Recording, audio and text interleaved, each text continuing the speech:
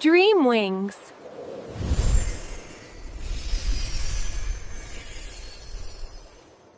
कहीं बहुत दूर पहाड़ों के बीच एक खूबसूरत और जादुई साम्राज्य था जिसका नाम था गुलिस्तान-ए-ज़हरा।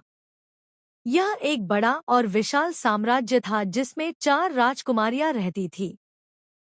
हर राजकुमारी में अलग-अलग खूबियां थीं: प्रेम, बुद्धि, प्रकाश, साहस, ज्ञान, कला, शिष्टाचार, न्याय, धैर्य, करुणा, कला और सच्चाई।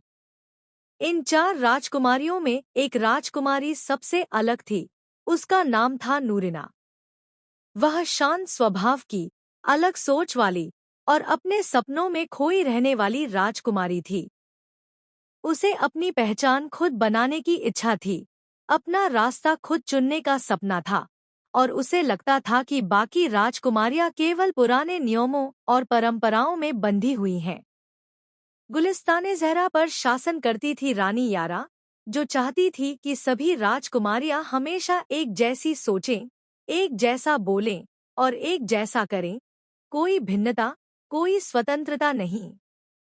एक दिन नूरिना ने अपनी बहनों से कहा, हम सुंदर हैं, शक्तिशाली हैं, लेकिन हम स्वतंत्र नहीं हैं।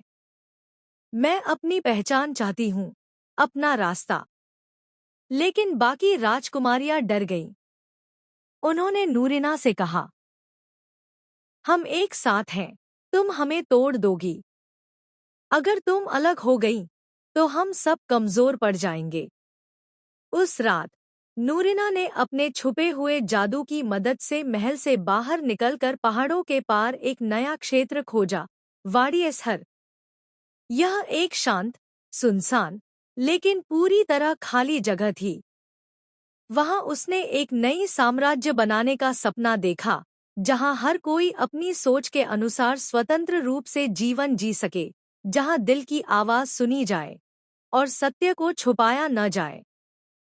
लेकिन रानी यारा को यह मंजूर नहीं था। उसने अपने शाही गार्ड्स भेजे ताकि नूरिना को वापस लाया जाए। लड़ाई नहीं हुई, लेकिन शब्दों की जंग जरूर हुई। नूरिना ने कहा, मैं तुमसे नफरत नहीं करती, लेकिन मैं तुम्हारी तरह नहीं बन सकती। मैं अपनी पहचान की खोज में हूँ। रानी यारा चुप रह गई। पहली बार उसे एहसास हुआ कि एकता जबरदस्ती से नहीं, बल्कि दिल से होती है। और इस तरह नूरिना को वाड़ी-ए-ज़हर में एक नई साम्राज्य बनाने की अनुमति मिली।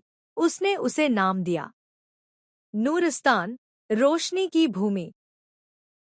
वहां उसने एक नई जिंदगी शुरू की, जहां लोग अपनी सोच के अनुसार जीते, प्यार करते और स्वतंत्र रूप से जीवन व्यतीत करते थे।